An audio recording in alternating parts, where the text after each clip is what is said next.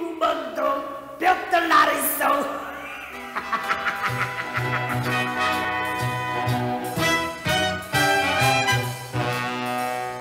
정치유 3등이라 관세를 마오. 깜깜한 쥐구멍도 볕들 날 있어. 인기란 돌고 돌아 있다가 없는 그 앞으로 어찌 될지 누가 알겠소. 무정한 정치자들 뉴스 엎드려서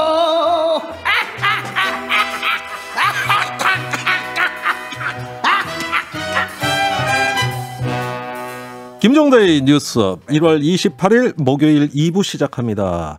먼저 사과 말씀드릴게요. 그 유튜브로 방송 보시는 청취자분들 말씀입니다. 오늘 저희 기계 오류 때문에 영상 스트리밍이 늦게 시작됐습니다. 정말 죄송하다는 말씀드리고 기다려주신 분들께 진심으로 감사드립니다. 지금도 뭐 댓글 많이 올려주시는데 음악 좋다, 뉴스 맛집이다 이런 댓글도 많이 보입니다. 오늘은 자세히 소개 못 드리고요. 바로 이어서 킹마우스 임경빈 작가와 함께합니다.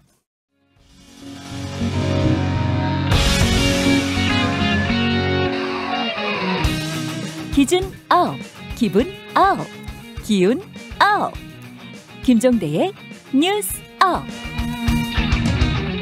오늘 하루 관심을 끌었던 뉴스, 김종대의 뉴스업만의 시선으로 살펴보는 시간입니다. 킹마우스 임경빈 작가 어서 오세요. 안녕하세요. 오시는데 바깥 날씨 어떻습니까? 오늘 눈이 갑작스럽게 지금 내리는 데들이 있어가지고 네. 퇴근길이 굉장히 걱정이 좀 되더라고요. 아 그래요?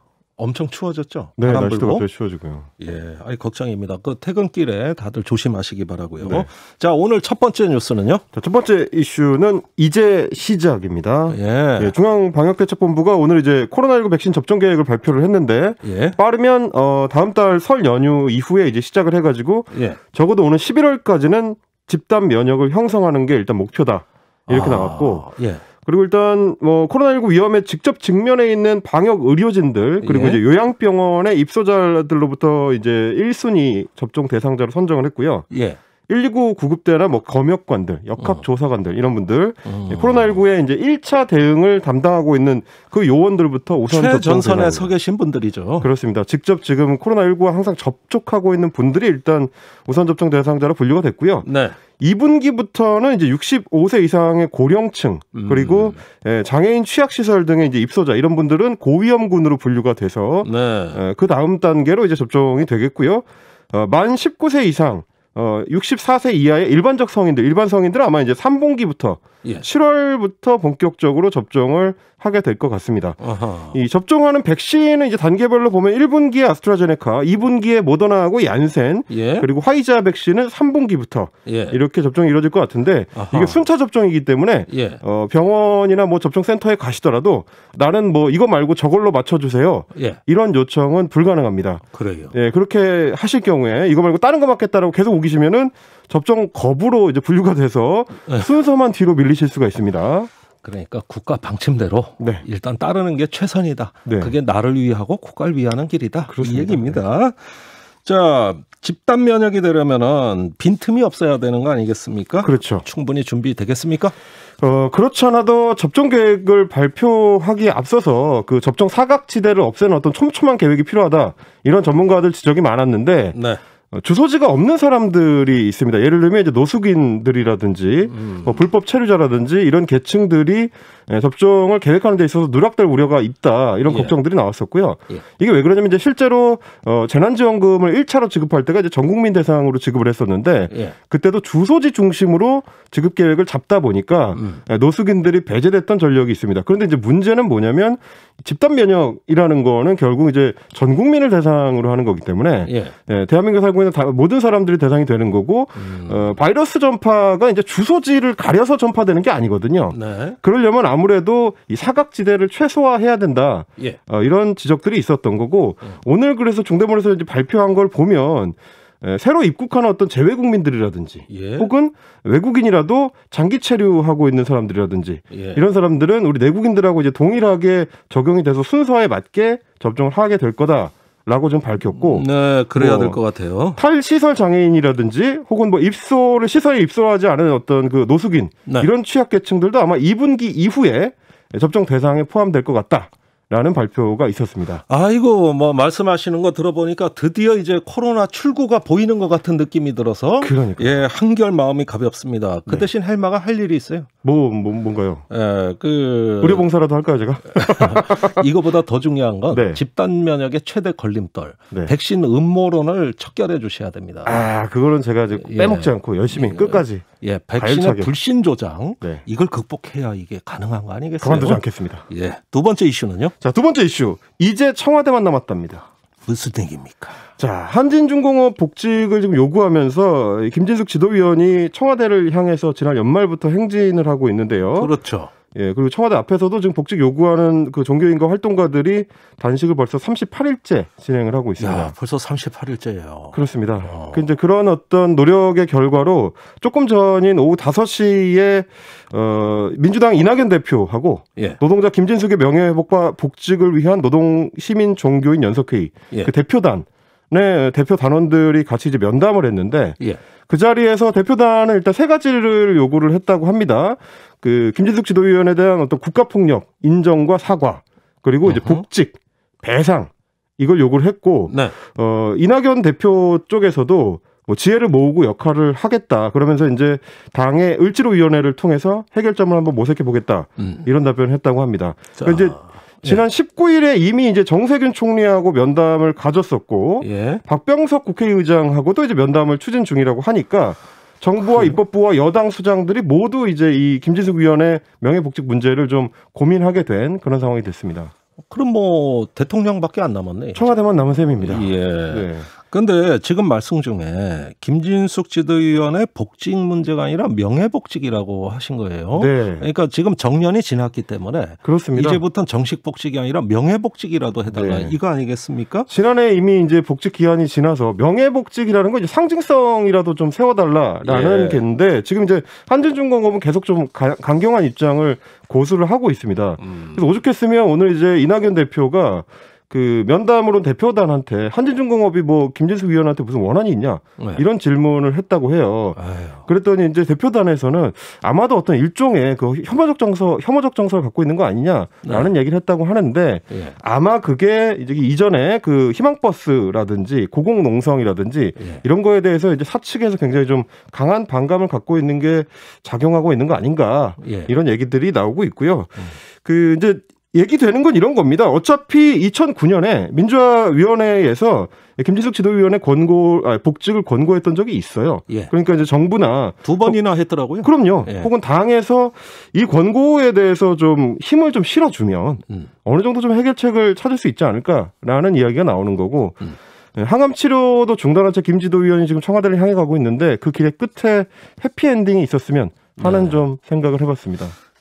지금 바람 차고, 예, 아주 뭐 지금 악조건입니다. 네. 이게 계속 걱정이 되네요.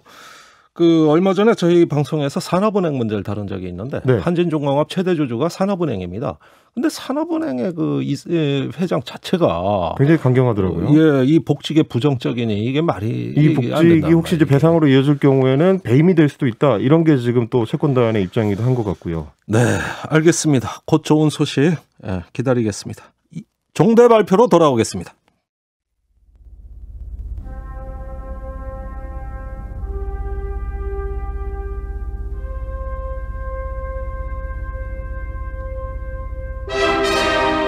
종대 발표.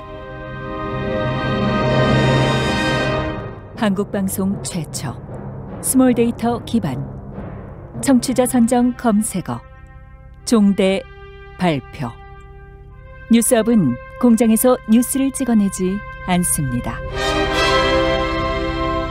우리는 더 나은 현실을 꿈꾸지 않을 수 없죠. 킹마우스와 김종대의 뉴스업 제작진이 고른 더 나은 미래를 위한 대안적 상상의 검색어 대결 시간입니다.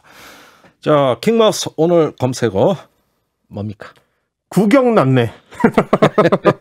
이거 약간 구성지게 좀 재밌는 얘기 같아요. 예, 좀 구성지게 좀 발음을 한번 해보셔야 되는데, 아이고 구경 났네, 구경 났어. 약간 그렇게 해주셔도 구경 났어 이렇게. 그렇습니다. 이게 이제 왜 나온 얘기냐면 오늘 이제 뉴스 헤드라인 중에 가장 눈에 띄었던 게 구경 났나라는 제목을 달고 있는 기사들이었어요. 이게 뭐냐면 국민의힘의 조수진 의원이 자신이 이제 취재하러 나온 기자들을 향해서 구경 오셨습니까? 라면서 목소리를 높여가지고 논란이 됐는데. 아니, 그 장소가 재판장 아닙니까? 재판장 바로 앞에 이제 그렇습니다. 법원 앞에서 기자들이 이제 따라붙어가지고 계속 질문을 하니까 거기에 이제 성을 내는 그런 풍경이 좀 연출이 됐습니다. 그런데 사실 이제 이 맥락을 짚어보면 우리 국민들 입장에서는 뭐라고 그 질문에 답할 수밖에 없냐면 구경 났지 그럼 어떡하냐라는 상황입니다.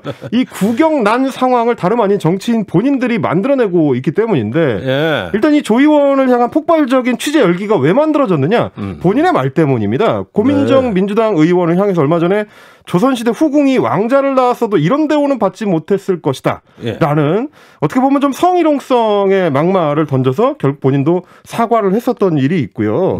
이런 게 결국에는 이제 정치인들이 어떤 정치적 사안에 대해서 본질이 아니고 쓸데없는 어떤 비유를 통해서 자극적인 어떤 발언을 통해서 폭발력을 만들어가지고 기사의 헤드라인을 띄우고 싶다. 이런 욕심이 있을 때 사건들이 터집니다.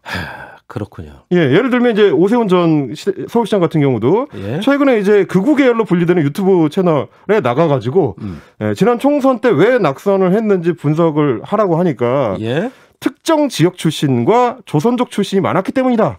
라는 발언을 했습니다. 여기서 특정 지역이라는 거는 온라인 사이트, 특히 이제 일베 같은 극우 커뮤니티에서 주로 호남을 대표해서 비유적으로 표현할 때 많이 쓰는 표현입니다. 그러다 보니까 호남 혐오 정서와 제중동포 혐오 정서가 버무려져 있는 자극적인 발언이다라는 비판이 나온 거고 이런 자극적인 발언은 또 여야 구분이 없습니다. 바로 얼마 전에 이제 주호영 국민의힘 원내대표와 김경엽 민주당 의원이 한번 붙었었는데 그때도 주호영 원내대표가 문 대통령을 향해서 사면 대상이 될 수 있다. 이런 뭐 굳이 그런 표현이 필요하냐는 얘기를 했더니 김경엽 의원이 거기다 대고 공업용 미싱을 선물로 보내겠다. 이런 말을 했습니다. 공업용 미신. 공업용 미신 뭔지 아시죠? 90년대에 이제 한나라당 출신인 김홍신 당시 의원이 김대중 대통령을 향해서 입을 공업용 미싱으로 어떻게 해버려야 된다. 이런 막말을 해서 큰 논란이 있었는데 바로 그겁니다. 그러니까 정치인들이 서로 이렇게 앞다퉈가지고 자극적인 막말을 쏟아내서 어떻게든 언론에 한번 나와보려고 하는 이런 것만 하다 보니까 이게 결국 뭘로 연결되느냐? 구경이 날 수밖에 없다. 그야말로 국민들을 구경꾼으로 만드는 질 낮은 정치 행태다. 그러면 스스로를 구경거리로 만드는 정치를 하지 말고 품격 있는 정치를 기대하는 국민들한테 좀 응답을 해달라. 라는 요청을 좀 하고 싶습니다. 그러니까 여기서 구경이란 싸움 구경이네요. 그렇습니다. 싸움 구경이 재밌다고는 그래요. 아니 구경거리를 던져주는데 구경을 어떻게 안 하겠어요. 알겠습니다. 뉴스업 제작진이 준비한 검색어는 뭘까요? 노바디 노가리. 노바디 노가리. 발음도 어려운데. 노래 제목 같죠? 노바디 노바디. 그 혹시 그건가요? 노바디 노바디 버츄.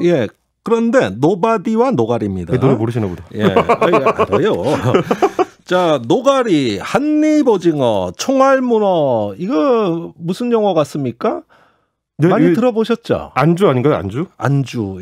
생맥주에 노가리 뭐 이런 노래도 있었죠, 옛날에. 그다음에 한입오징어. 이거 제가 제일 좋아하는 건 음식이에요. 그 남쪽에 가면 많이 먹어요. 그다음에 총알문어. 이게 무슨 뜻이냐 하면은 그 새끼라는 얘기입니다. 새끼. 그러니까 노가리는 명태의 새끼. 한입오징어는 오징어의 새끼. 저한테 욕하신 줄 깜짝 놀랐습니다. 총알문어는 문어의 새끼. 이렇게 됐는데 이거를 그냥 새끼라고 안 하고 별도 명칭으로 부른단 말이에요. 그 새끼를 잡아먹는 것이 아니라 별도로 부른다. 사실은 새끼를 잡아 유통하는 거 불법입니다. 이거 엄연히. 그런데 성장하기도 전에 이렇게 먹어가지고 뭐 술안주로도 먹고 데쳐 먹고 이렇게 하면 어떻게 되느냐. 아무래도 해양 생태계에 문제가 생긴다는 것이죠. 그러니까 이제 뭐 새끼를 잡아서 유통시키는 것 그 자체가 불법은 아닌데 이제 해양 생태계를 뭐 교란시킬 수 있다 이런 얘기겠죠. 내가 불법이라 그랬습니까? 그건 말 잘못 드린 거예요. 불법은 아니지만 도덕적이지 않은 겁니다. 생태계 문제가 생기는 것이죠.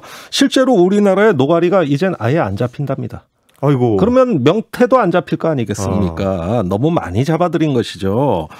노바디 아무도 노가리, 한입오징어, 총알문어 이런 거 먹지도 말고 잡지도 말자고 제작진의 검색어는 노바디 노가리 밀어봅니다. 자, 임경빈 작가와 김종대의 뉴스업 제작진이 선정한 키워드 중 무엇이 미래를 위해 좋을지 우물정 1212로 문자 메시지 그리고 유튜브 레인보우로 댓글 많이 많이 보내주세요.